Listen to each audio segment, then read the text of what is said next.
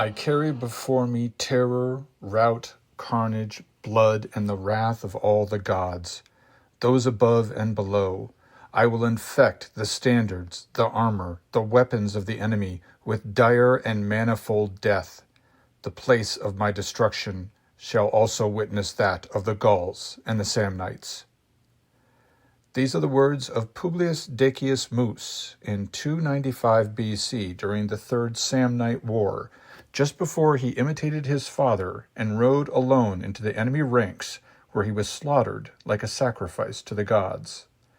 The Romans, inspired and perhaps aided by those called upon gods, went on to win the battle and the war, and to assert control over most of central Italy.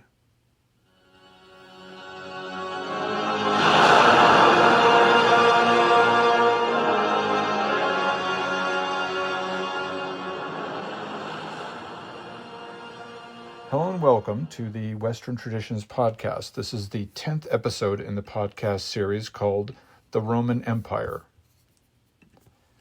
At present, we have left behind the era of the Roman monarchy, and we are now studying the Roman Republic, many centuries before Rome became known as an empire. However, the conquering Rome that most people remember when they think of this era of history, well, it was actually a republican Rome. That is to say, it was technically a democracy that did most of the conquering of Italy and the lands of the Mediterranean and beyond. For instance, when we read the Bible, we hear of the Roman Empire during the time of Jesus and the apostles, but Palestine was actually conquered by Pompey, a Roman general who lived during the late stage of that Roman democracy. Lands like Spain, Sicily, Greece, and more were also conquered by the Roman Republic.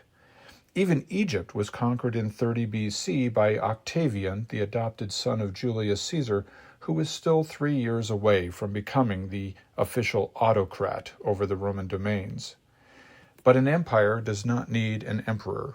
For example, we refer freely to the British Empire. That empire was mostly conquered by an England which was primarily led not by its monarch, but by its parliament. And British Parliament at the time bore many resemblances, actually, to the Roman Senate, but more about that in a later podcast series. And the United States, for example, definitely came to possess an empire in the wake of the Second World War, even though the United States has never officially had an emperor. Nevertheless, long before Rome became an empire, before it became the overlord of so many lands and peoples, it had to expand beyond the mere 400 or 500 square miles that it ruled after it deposed its last king in 509 BC. Today's episode, then, will discuss most episodes of events of most of the 4th and early part of the 3rd centuries before Christ. During this time, Rome, which was initially just the junior member of a league of Latin-speaking city-states, grew in power and conquered most of the Italian peninsula. Yes, it was a long and grueling journey to world domination for Rome, with many setbacks and disasters to accompany its many great successes. Now, if you would like to help me get down the long road to completing an equally ambitious project, perhaps, that includes writing the entire history of the West, as well as a few side projects, such as the exegesis of the entire Bible and a full school curriculum, then please visit my website at western-traditions.org. That's western-traditions.org. There you can leave a comment, buy some merchandise, or contribute directly to my efforts with a one-time PayPal donation or become a Patreon member. Patreon members get access to my Patreon page, where I share updates on the podcast, historic links and essays, and occasionally rant about current affairs. The Western Traditions podcast can also be heard on Spotify, YouTube, Amazon Music, and a number of other platforms. Wherever you listen, please remember to like, share, subscribe, and comment. These are free ways to support my work, and I greatly appreciate it. And now, let us return to northwest Italy, about 24 centuries ago, not long after the Gauls had sacked Rome and turned the people of a once powerful upstart city-state into paupers begging for assistance to rebuild their ruined homes.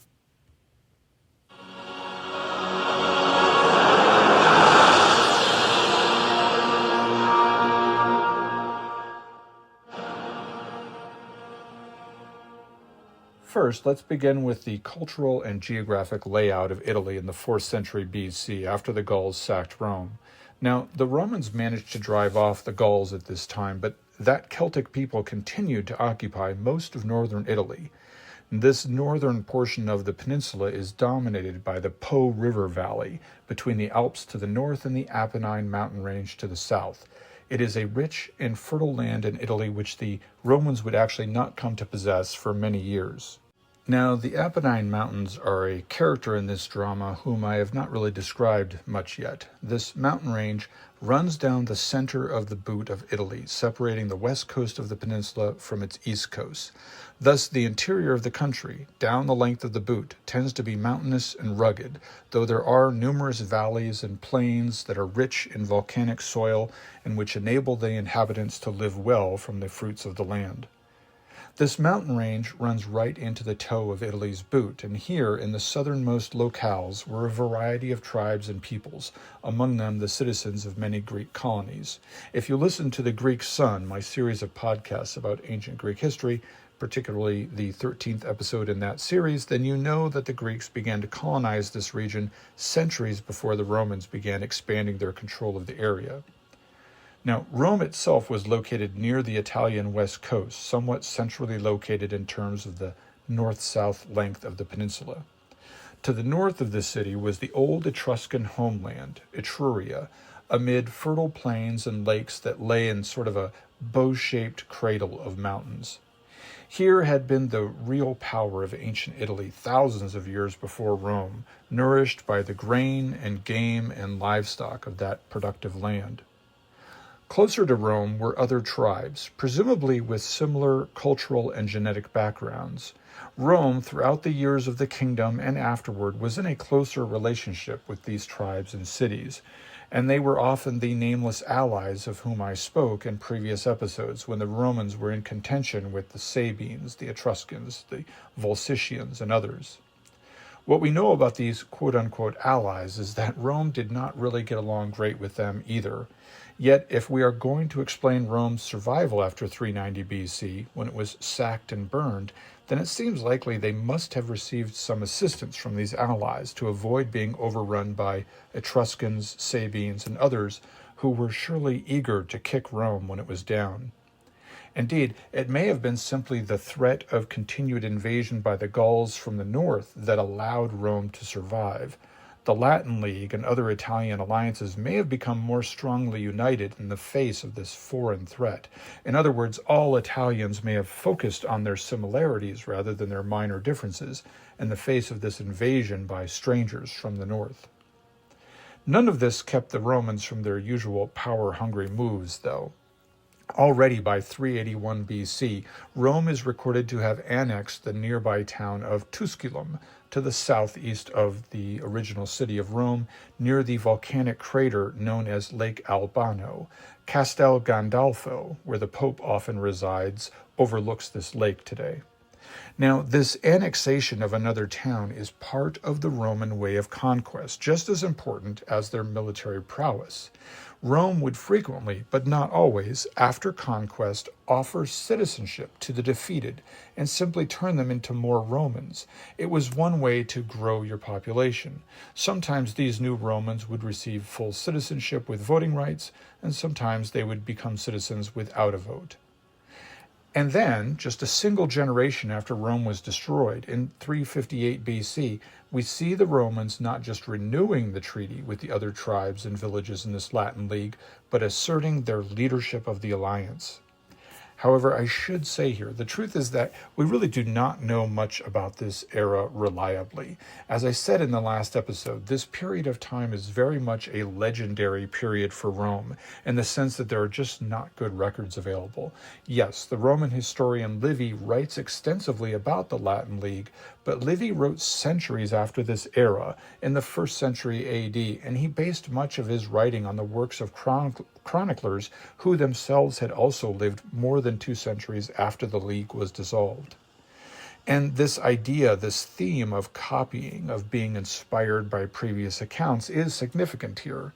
Many things that Livy and other writers about this time period in Roman history would have appeared to have modeled their stories either on better recorded events that happened later in Roman history, such as the social wars of the 1st century BC, or they modeled their accounts on the Peloponnesian War by Thucydides, perhaps to emphasize the resemblance between Greek and Roman history. So we have to take everything that we hear about the Latin War and the Samnite Wars that followed it with a grain of salt. What we do learn from Livy, though, is that Roman leadership led to friction with the Latin allies. And as I suggested, this should bring to mind the way that Athenian dominance of their own league led to internal conflict as well, although the circumstances between those two situations are substantially different. Athens led a far more powerful alliance in their time. The eventual war which broke out between the members of this Latin League in 340 BC would have essentially involved what we would identify as nothing more than a few dozen small towns or villages in the mountains on the west coast of central Italy. Regardless, in 340 BC, full-blown war broke out among the members of this league. The Romans had by then had only just wrapped up their first war with the Samnites, and I will describe the Samnite Wars in the next section because they go on for quite some time. Now, the Latin War is particularly famous for a few reasons. Primarily, it is remembered because, by the end of it, Rome was transformed from a single city-state into a burgeoning empire, ruling directly over a vast swath of land on the Italian coast in a way that even Athens had never really achieved in its own mastery over much of Greece. And the Latin War is also remembered for two fabled sacrifices made by Rome's two consuls, Titus Manlius Torquatus and Publius Decius Mus, at the Battle of Vesuvius.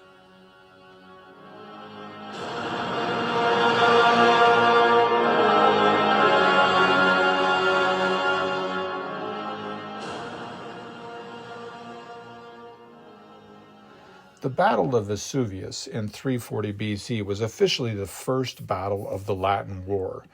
The war had been brought on, if we believe our sources, by complications within the various treaties to which Rome had become party. The Romans had concluded an armistice of sorts with the Samnites at the end of the First Samnite War in 341 BC, but other Latin towns had started making raids against the Samnites in the meantime. Now, the Samnites had complained to Rome about all this, especially since one of the Latin towns involved had already surrendered itself to Rome and become more than an ally, had really, in Samnite eyes, become just another arm of Rome, and these people were attacking the Samnites even after the treaty. Now, Rome suddenly became willing to engage in diplomatic sophistry and disputed this suggestion. Somehow, perhaps because Rome failed to support military efforts against the Samnites, or because the Latins just continued to be eager to diminish the Roman threat, the remaining Latin allies turned on Rome because they were not wholeheartedly into the war with the Samnites. Perhaps the Latins also saw that between the expansionist Romans and the Samnites, they were soon going to lose all hope of autonomy. Regardless, the Latins initially organized and stationed their army down the coast near Capua, and the Romans now paradoxically found themselves fighting on the side of the Samnites, or at least with Samnite blessing, against their own allies, the Latins. Nevertheless, they sent an army southward to Capua, led by that year's two consuls, Manlius Torquatus and Publius Decius. Near Mount Vesuvius, the famous volcano that would explode cataclysmically a few centuries later, the Roman army encountered the gathered forces of the Latins and others. And here occurred two events that would forever guide and inspire the decisions of future Roman soldiers. First, once the Roman army had made camp but not yet engaged the enemy, the consul Manlius ordered that no troops would engage with the enemy unless the consuls commanded them to do so. Not long after, though, Manlius's own son, bearing the same name, led a group of friends away from the war camp to skirmish with the Latin enemies. During this escapade, the son of the consul engaged in single combat with one of the Latin champions and killed him.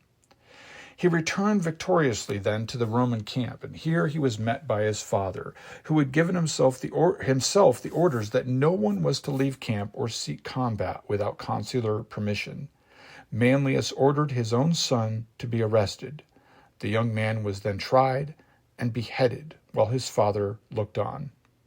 This dramatic and compelling story sounds, however, quite a bit like other Roman stories that were used to inspire obedience and discipline, such as the time when Marcus Brutus allowed his own sons to be executed when found guilty of conspiracy. Nevertheless, true or not, the story about this event was a source of inspiration for Roman soldiers and leaders for many centuries. However, even more enthralling, perhaps, is the devotio of Publius Decius Mus, the other consul leading the Roman army. The devotio means the devotion or the dedication, and you can hear the resemblance to the English word devotion here. As the story goes, the consuls, Manlius and Decius, before the actual battle, each of them had the same dream. And in the dream, it was revealed that the battle would be won for Rome if one of the consuls pledged or offered up as a sacrifice his own self and the enemy army together to the gods. Now, the plan was always for the consuls to each command one wing of the army in battle. So after the dream, they decided that the general, for whichever side the battle began on, would make this personal sacrifice to the gods. To be clear, this was a religious offering of the highest sort. The man making the devotio would be announcing essentially his own sacrificial death in battle. He would be surrendering both himself and his enemies together into the arms of the gods. By killing him, the enemy soldiers would essentially be dooming themselves or dooming their cause and surrendering their souls as a bloody, macabre gift to the underworld. The battle began on the side of the wing commanded by the consul Publius Decius Mus. So this man then prayed to the gods, making the devotio of his life official, and then plunged into battle, where he is said to have fought with a divine wrath before being unhorsed and killed. Inspired by this bravery and spurred on by their gods, the Roman soldiers crushed the enemy between the two wings of their army. It is said that only a fourth of the Latin forces escaped destruction that day. Publius Decius was survived by a son of the same name who would continue fighting in the Samnite Wars that were to come, and he would make his own glorious devotio in another battle. Now, by 338 BC, just 2 years later, the Latin War was over, and the Romans, who had been on their knees just 50 years before after being overrun by the Gauls, were now the undisputed rulers of much more than just their own little realm in west-central Italy. I've provided a map on the website to give an idea of how Italy looked once the war was over. The Romans now ruled a considerable strip of land, running 100 miles up and down the west coast of Italy. To the north were the Etruscans and the Celtic peoples who had arrived sometime during the previous century. To the east there were the Umbrians, and in the south there were the Greek colonies. But south and east of Rome, mostly in the rugged lands of the Apennine Mountains, but also along the Adriatic coast, were a group of peoples known as the Samnites. And even before the Latin war had come to an end, Rome had already fought one war with these people. In total, though, there would be 3 Samnite wars before Rome took possession of this substantial portion of Italy as well. These wars would last for generations, and they would provide more great heroes to populate the legends that would inspire Roman bravery in future generations.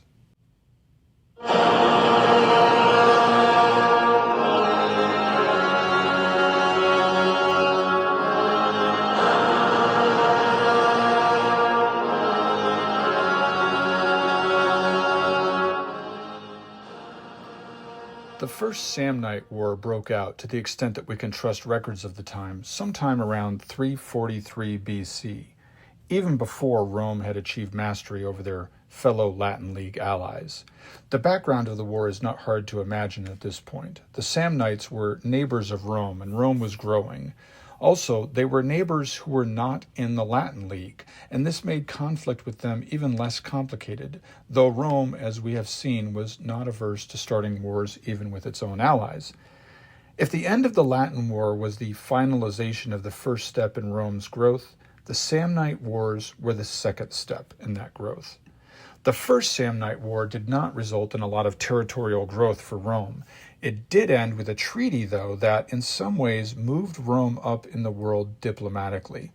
Yes, in 341 BC, Rome did have to accept that the Samnites had a quote-unquote sphere of influence, and they surrendered for the time being specific territories which didn't belong to Rome in the first place, though, to the Samnites. But the Samnites also equally recognized Rome's own sphere of influence, and this allowed the Romans to begin enlarging in the direction of the Campani, a tribe living near present-day Capua.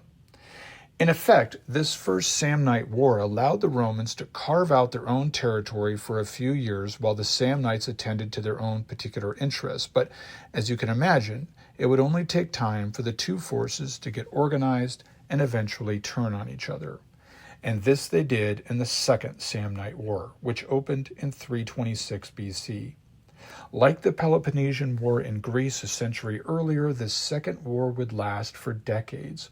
But you should not be under the impression that there was peace anywhere or any time between the first two Samnite wars. As in Greece, there was a remarkable consistency of conflict in Italy nearly every year. The Romans were not always at war, but a year without war was really just an opportunity to rest and rearm for the next conflict. The Second Samnite War stands out from Rome's other multiple wars up to this time only because it went on for so long and because it involved two large blocks of allies. I will avoid most details about this long war, but I do want to note things that appear in the records here and become commonplace in the later Roman Republican era, such as, for instance, the regular election of two consuls who each command a consular army. We see very clear, this is no longer something that we're just speaking about or suggesting or imagining about an earlier period of Rome. We see very clear records and a very clear succession of two consuls, one after the other, every year. Now, they commanded an army that would have at its core two legions, each with some 4,000 to 6,000 legionaries in their various maniples, 300 to 600 cavalry as well, and then an unspecified number of auxiliary troops. So the total for each consular army, and the idea was that there would have been two of them, one for each consul, including support personnel, would have certainly reached beyond 10,000 troops and maybe as much as 20,000. Now, I mentioned the maniple as part of the army. The maniple was a tactical unit. It was typically composed of about 120 soldiers. They would function in some sense like a rifle company in today's military forces. The legion or army was made up of dozens of such maniples. Now, as time passed, the maniple would be replaced as the basic unit of army formation with the cohort, a unit of more than 400 soldiers made up of 6 centuries, quote-unquote, of troops, sort of like a battalion in today's army, but more about that later. Now, other perennial characteristics of the Roman military organization appear also here. For instance, during the war, at critical junctures, a dictator would be appointed to lead the army and the consuls. And there were also tribunes elected to assist the consuls and the dictator. Perhaps they functioned as sort of a general staff of officers, even as they politically represented the lower classes. At this time, it would be rare for more than 2 consular armies to be fielded at the same time. Rome had not acquired enough population to put more men in combat and simultaneously continue to plow their fields and man their other industries, but in a pinch, Rome could organize more troops as reinforcements, as we saw in the story of Cincinnatus. Now, something else notable in the accounts of the war are the names. Samnite officers and generals named in Livy's account, they have names such as, for example, Gaius Pontius, which sounds pretty Roman. This particular Pontius was commander of the Samnite forces, and he was also the quote-unquote medics of the Samnites. This medics was a political and military position almost identical to that of the consul in Rome. And what these little details like this tell us is that there was probably a great deal of cultural and genetic relationship between the peoples of Italy, that the Romans were distinct as a political unit, but probably not distinct culturally from these other peoples, of whom there is now very little evidence due to their having been absorbed so completely into Roman society very long ago. Now, the Second Samnite War was not all Roman victory, otherwise it probably would not have lasted so long. And like the Peloponnesian War, this long conflict was interrupted by truces. After one such truce, the Romans moved against the Samnites with their 2 consular armies, and these armies came to a place known as the Caudine Forks in southern Italy. And they were trapped by the Samnites in a defile, out of which it was impossible for the Romans to escape, since the Samnites controlled all the exits with superior forces and had blocked them with fallen trees and other debris. So, trapped like this, the Romans built one of their camps in the valley, and they waited. Now, these Roman camps are an important part of the Roman army's effectiveness in conquering the world, and they testify to Roman ingenuity, organization, and discipline. Most armies, even those as busy as a Roman army, spend most of their time in non-combat situations. That is, most of an army's time is spent resting, traveling, eating, training, watching, patrolling. And right up until the 20th century, whenever you read about the casualties of war and the total numbers of troops lost on each side, you should understand that most soldier deaths in the past came about due to disease and accidents, not due to combat.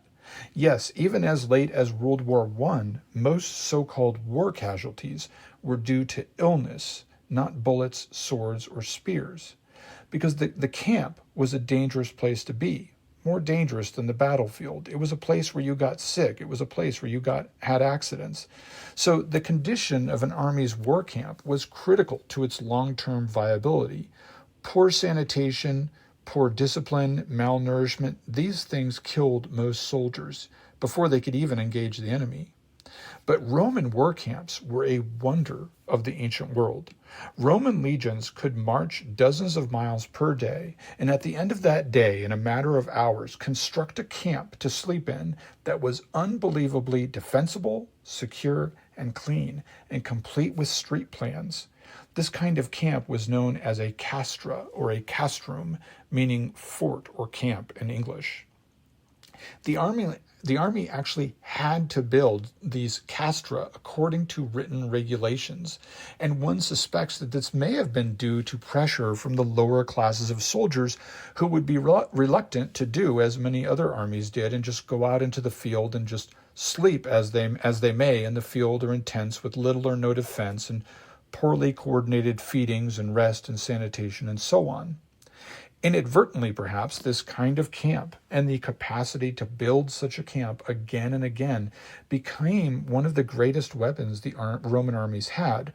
Other armies were known to suffer greatly in their camps, and they ended up dispersing even after just a few days unless they were resupplied through raiding or kept constantly on the move. But a Roman legion could essentially build a small town wherever it went, and they could do so quickly. The walls of the castra, the Roman fort, would be made from whatever was available, typically earth, but also wood or rock. Often the army would arrive and dig a ditch in a square shape, and all the removed earth from the ditches would be thrown up on the interior of this square to act as walls. Towers were built at the corners and at other strategic points, such as the entrance. Inside that square, there were pre-designated areas for the officers, barracks for the regular soldiers, the cavalry, the kitchen, and so on, where they could erect tents quickly to house everyone. They even marked out streets between the various blocks of tents. Sometimes a market would be built within the camp for local natives to come in and trade with the soldiers. In peacetime, the soldiers might even build amphitheaters or other extraneous buildings outside the castra for interaction with locals and entertainment for the soldiers. And all this was done within a matter of hours. If the camp was going to be used for a long time, the soldiers would gradually replace the quickly built earthen walls with wood or stone. They would add wooden palisades atop the walls, strengthen their defenses in other ways, replace tents with more permanent shelters, and so on. The Roman legionary spent more time laboring than he did fighting. And just such a camp did the Roman army build at the Caudine Forks, where it was trapped by the Samnites. Now it made them impervious to attack, but they were still trapped in that defile with diminishing supplies. Now Gaius Pontius, the Samnite commander, he didn't know what to do at this point. Should he attack and kill the Romans or let them go? He sent a messenger to his father, who was a retired Samnite politician named Herennius, to ask his advice on the situation. His father returned the messenger with this reply: "Free the Roman soldiers immediately." Now Pontius didn't like that answer. He was hoping for something a little more assertive, so he sent the messenger back to ask again for more advice. This time his father, Herennius, returned the messenger with this reply: "Kill all the Roman soldiers." Now Pontius feared that perhaps his father had lost his mind with these polar opposite suggestions, and he sent for his father to come personally to the war camp. On arriving, Herennius explained himself to his son. "If you set the legions free, the Romans will feel more friendly toward you, and you can make terms for peace with them. If you kill them all, Rome will be unable to replace all those soldiers so quickly, and they will not be able to make war on you for a long time." "What about something in between?" Pontius asked his father. "What if I negotiate terms for their surrender?" "This," said Herennius, and you can imagine him shaking his head, "neither wins you friends nor defeats your enemies. The Romans will then only desire revenge for the perceived and public humiliation." In the end, though, Pontius did demand terms of surrender, and then he made the Roman soldiers exit their camp and walk out beneath a symbolic yoke, like the yoke that you put on a draft animal, as a humiliating sign of their subjugation.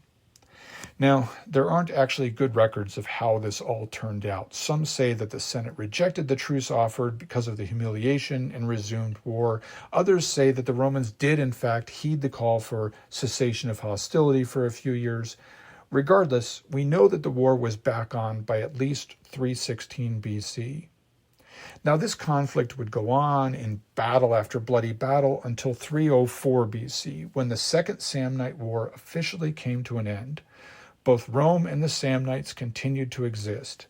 But Rome had grown stronger. It had annexed numerous territories that were not Samnite in the process. So it had just grown larger, and the people of the annexed areas mostly became citizens of Rome. Of course, we tend to look back on Rome favorably now, and we see this offering of citizenship to the conquered as a very enlightened approach to war. But the conquered peoples probably did not see it that way. And you might ask yourself, if the United States or whatever country that you live in were taken over by, say, China or Russia or some alien invasion force, how grateful would you feel standing in the ruins to know that you were now a citizen of the country that had taken away your independence?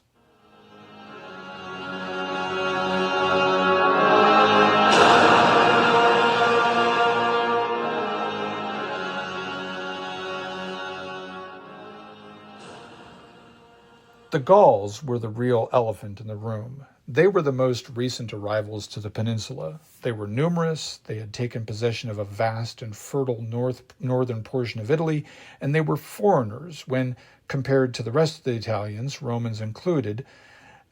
We have already seen how the names of the Samnites were similar to the Romans, and how they had similar customs and governance and so on, and we know of the ethnic congruence with the Etruscans just up the coast from the Romans, and with whom the Romans shared some kind of cultural heritage. And yes, the Greeks in the south were also invaders, but they had arrived centuries before, and by now, by the end of the 4th century, they had somewhat successfully integrated their presence into Italian life. Rome would eventually see the Greeks of southern Italy as a thorn in their side, but at this moment they were not an imminent threat like the Gauls, who had already sacked Rome once. And the more Rome saw the Gauls as a threat, Rome's enemies saw them as possible allies. The third and final Samnite War then officially began in 298 BC, only 6 years after the end of the Second Samnite War. Not that the intervening years were all that peaceful. Just as we saw with Greek history, there was always connivings and maneuverings and politics going on between the city-states of Italy. But in 298 BC, things broke out into full-scale war again. And this third war began, ostensibly, as just another war between the central Italian cities, but according to Roman history anyway, this one targeted Rome in particular, with Samnites, Umbrians, Etrurians, the Gauls, and others all being drawn into the conflict versus Roman forces. Yes, the other Italian realms had finally become so concerned about power-hungry Rome that they were willing to ally with the strange Gauls to the north. Like the rest of the Samnite wars, we rely on Livy, and as with all early Roman history, the modern consensus essentially mistrusts many details of the story. But this war, and the two that preceded it, are notable for a few reasons. First, we see many names that begin to appear in the histories that we will see later on. The nomens of Decius, Cornelius, Fabius, and so on are family names that will recur throughout Roman history as members of the ruling and leading classes of Romans. We're going to see guys with these names again and again.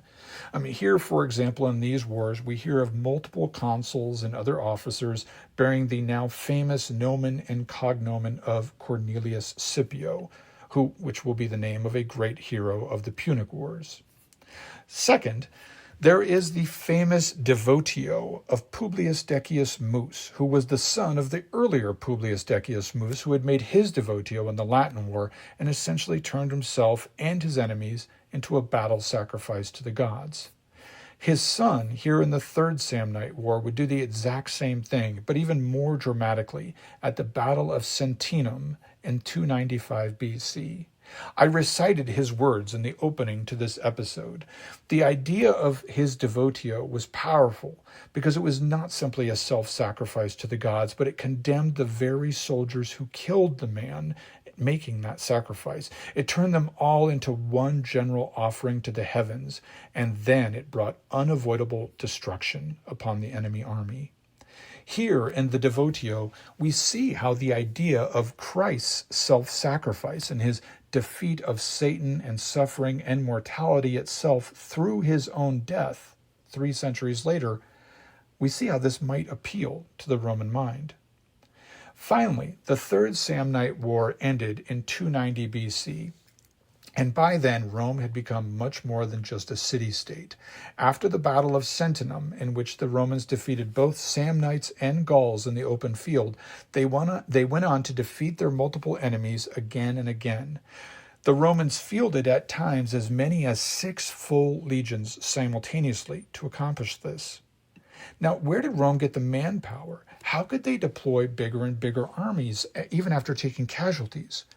Part of the answer was certainly in the fertility of Roman wombs, yes, but there's another answer, and that answer is political.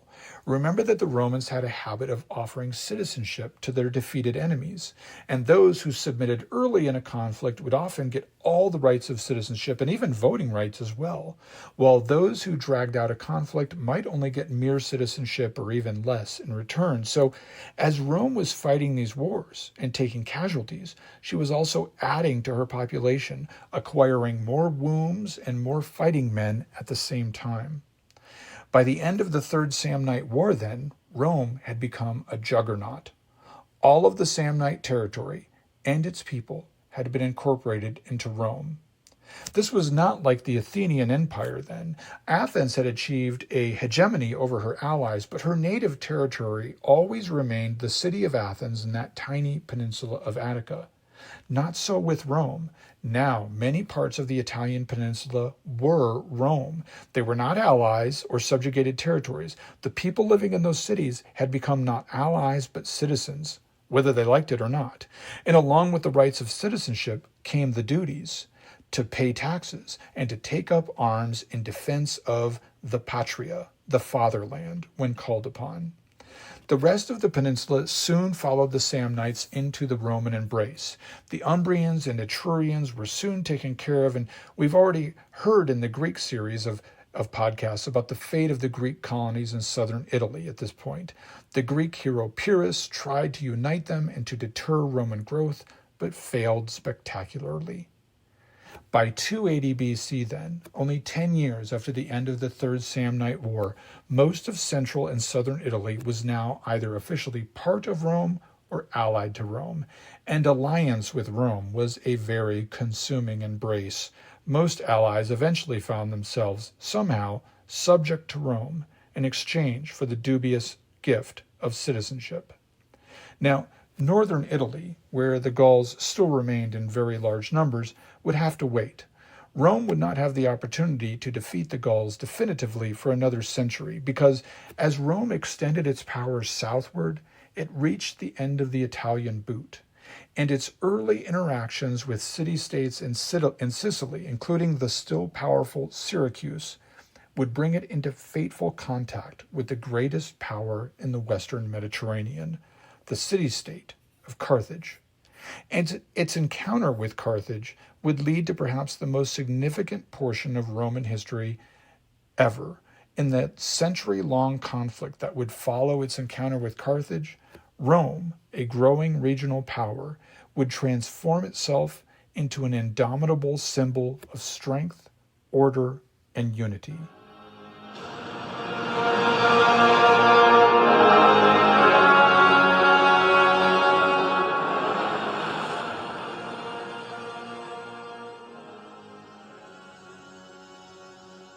The next episode will depart from our trajectory a bit and consider Carthaginian and other people's history in the Mediterranean so that we might better understand Rome's encounters with people living farther and farther away and possessing cultures more and more distinct from their own. Because up until this point, Romans have been conquering and absorbing cities whose people, for the most part, had a great deal in common with Roman culture and religion and politics. And even as they absorbed the slightly more estranged Greeks of southern Italy into their fold, they began the long process of turning the distant, ethereal Roman high gods like Jupiter and Minerva into sanitized versions of the anthropomorphic Greek gods. But how will Rome manage this same attempt at absorption when it encounters the Canaanite religion of the Carthaginians, the ancient polytheism of Egypt, the druidic nature worship of the Celts, and finally, the severe monotheism of the Jews in Palestine? Until the next episode, I thank you for listening to the Western Traditions Podcast.